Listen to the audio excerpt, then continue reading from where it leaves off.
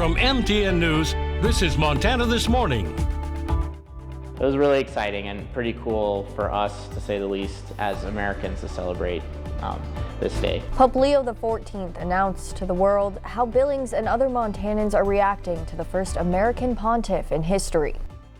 If we don't find it, we're in trouble. It'll take the district down because we can't afford to pay for it. Patching the leak, what the Billings Heights Water Board is doing to keep water flowing to homes. There's a lot of people that look forward to it every year. Plus, clearing the Beartooth Highway, a first-hand look at what crews are doing to get the road ready for summer. Those stories and much more coming up in the next hour. Good morning and welcome back to Montana This Morning on this Friday, May 9th. I'm Hailey Monaco here with Ed McIntosh, TGIF. Okay, do I have to do the thing? You have to do it. I'm going to make you do it. Come on, Ed. See, Miller works out at this all week long. I don't even know how he does it. He's so good at it. That was embarrassing. Well, it probably hurt something. Yeah, I think I sprained it. Oh, goodness. Yeah. All right. Let's go ahead and start with the Stockman Bank weather cam. And I'm just disappointed all those Miller fans this morning. He'll be back next Friday to be able to do that for you. Here's a look. Very green out there this morning with the temperatures yesterday starting off mild at 52. We're in the same neighborhood, made it up to 78. We'll be there again, but we did have a few thunderstorms around. Pretty good lightning show for us last night around Billings at 40 mile per hour top wind gusts thanks to those storms moving through. And a little of that activity still up into southeastern Montana. A few showers, isolated thunderstorms as we make it through the day. A day planner for today, it's mainly about warm and not so much the storm, as we could be close to 80 degrees today, maybe more in the neighborhood of 90 tomorrow. I'll talk about that coming up in a little bit. Wonderful. Thank you so much, Ed. Thank you. History is made at the Vatican. Yesterday, as MTN News first reported in our new newscast, the College of Cardinals elected a new pope, the first American to ever be chosen. In the third round of voting, white smoke billowed from the Sistine Chapel, with St. Peter's Square erupting in cheers. The 133 cardinals decided on Cardinal Robert Prevost to lead the Catholic Church into the future. His first words as Pope in Italian, "Peace be with you all." Prevost, who is taking the name Leo XIV, is seen as a progressive on many issues. Like Pope Francis, he's spent time embracing marginalized groups such as the poor. It took a 2/3 majority vote to elect Pope Leo, meaning at least 89 of the cardinals voted for the 69-year-old missionary. When that white smoke appeared, the bells rang here in Billings at St. Patrick Co-Cathedral, with the church draping cloths in celebration of the moment. This morning, our Isabel Spartz has more on how Billings Catholics and students are reacting to the historic decision. Not only was a new pope elected on Thursday, but the first American pope. And for Catholics here in Montana, it's certainly something special to witness.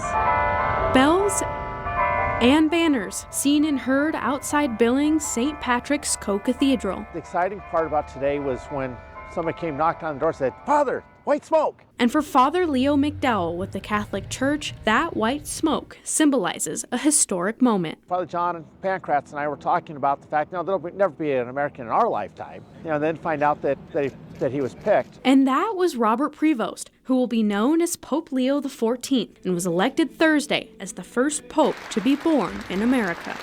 And as the cheers erupted in St. Peter's Square, so did the classrooms of Billings Central Catholic High School.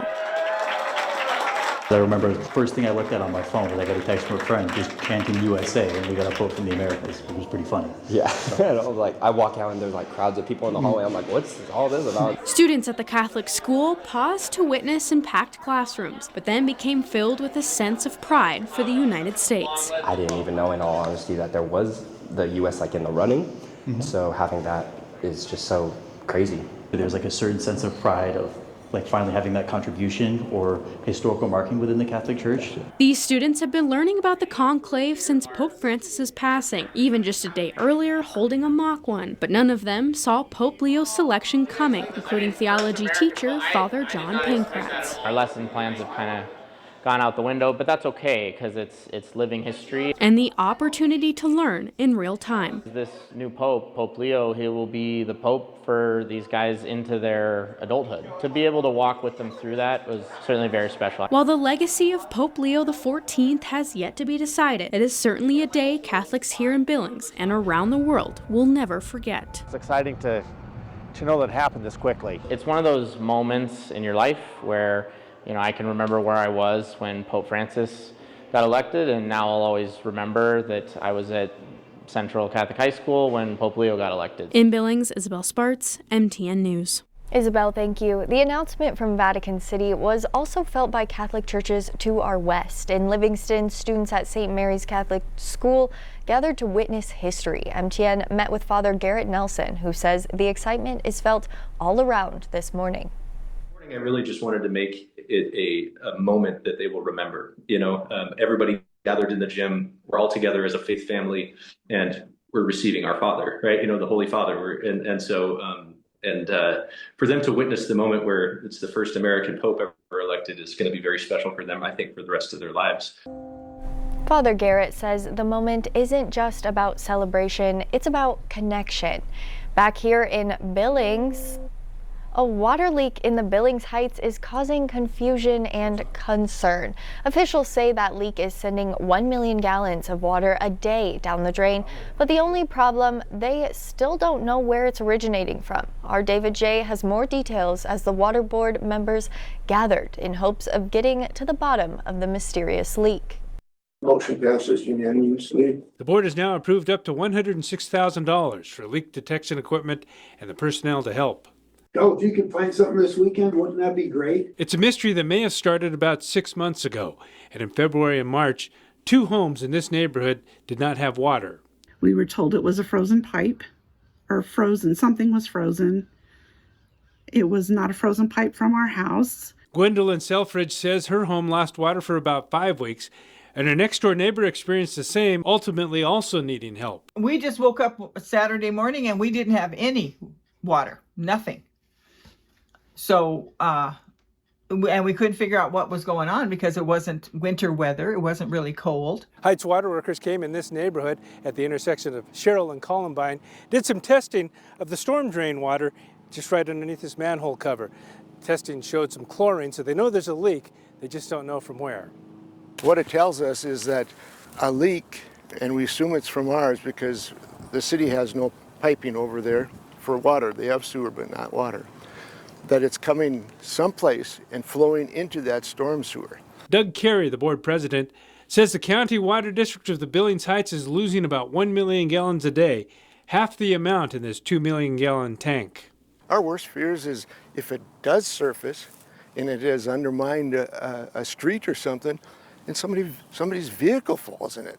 We got to find this leak. The meter was checked where the water leaves the city of Billings, and it was determined there is a leak with the Heights equipment. It's not surfacing anywhere. Of course, the makeup of the Heights is there's a lot of gravel. So if it hits a gravel bed, it'd run right to the river. Both the Selfridges and the Farns say their pipes did not freeze this past winter, and there's no guarantee it's related to any leak. If it was something else, it would be nice to know if they're going to take care of it. We'd sure like to know what is causing it so we can stop it. The board hopes for the same and says this new equipment will hopefully lead to more answers. In Billings, David J., MTN News. David, thank you. In developing news this morning, the Outlaws' future in Billings may be running out of time.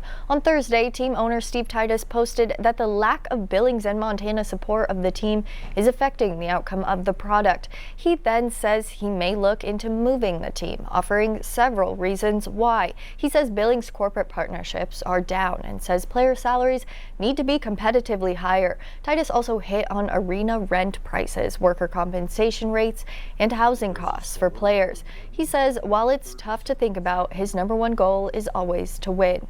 It's tough to do business in Montana, and obviously we're having the attendance issues with some pretty bad dates, and so obviously there's something that we have to look at moving forward, whether it's feasible to do business in Montana or not.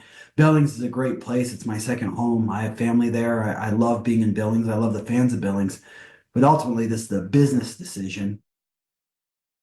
The Outlaws did win the Arena Championship Bowl last season, beating the Albany team in the title game. Right now, Montana Department of Transportation crews are clearing snow off the Beartooth Pass as the highway nears opening. For many of us, it's a sure sign of spring. The iconic stretch of road is open during the summer months, and crews say the agency targets the Friday before Memorial Day weekend to open every year. Billings Maintenance Chief Walt Houghton says this year the snowfall was moderate, helping make drivers' jobs a bit easier. He also adds his crews are right on schedule. Mother Nature's going to do what Mother Nature does, but we try to be open, that way everybody can come up and enjoy their time up here. The Red Lodge supervisor says the job always gets done on time, even on years when it's more challenging. This year, they began working on April 14th. Our Charlie Kleps rode along with crews through the pass to see what they're up against. We'll hear more about their work coming up in our next half hour.